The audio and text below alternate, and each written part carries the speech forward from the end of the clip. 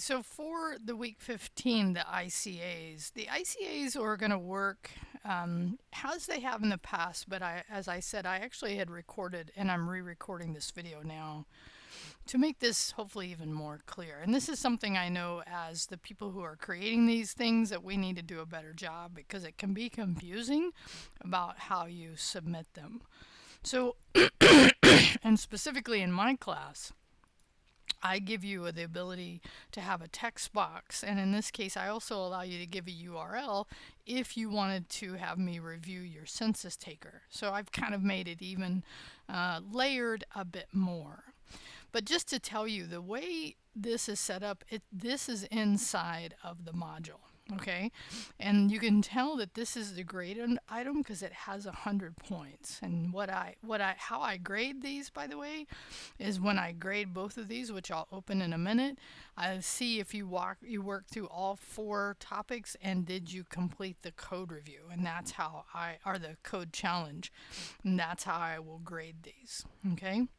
But here's the part just logistically that can make a little bit of confusion is that when you click on this item, right, it will take you to the beginning of the process to go into complete the ICAs. But in that case, you're actually in an item that is not part of the graded grade book. But here's the other way I would recommend doing this is right-clicking, opening in a new tab. Now, the reason I would do that is first I could show you that, this is the one in the module. This is actually the item in assignments that is not graded in the regular grade book. It's only worth 1 point. And all I do here, and this, you don't even submit this because when you go through the chat session, that's what gets submitted into the grade book. Okay. So just know the difference between how you start the ICAs versus the assignment where you actually tell me you completed them. So when you come over here, right, this is the process we've been doing where you start the ICAs, you go in, right, give it your ID, and then you complete the process here, right? Remember, this is what I said before, how I grade it. So you hit start, you answer the 4 questions, you do the code challenge, and then you hit submit. And when you submit, by the way, that actually gets submitted into this item, and that's what I go review.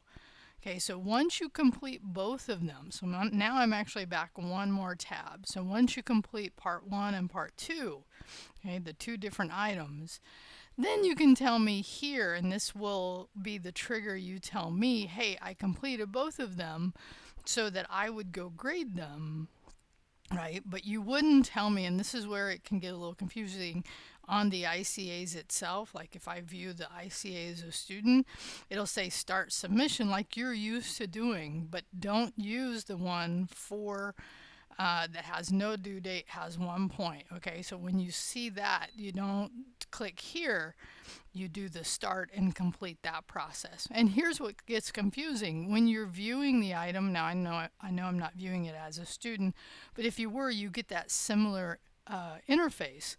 But in this case, right, the thing you would tell me here in this item is yes, you completed them. And if you wanted to, also provide me the URL because you'll have both options for this particular assignment. Okay, so I know I covered this in attendance, but I actually needed to re-record it because I realized it still wasn't clear. And again, something I know we're going to have to work on as the folks developing this because it needs some work. Thanks for your patience.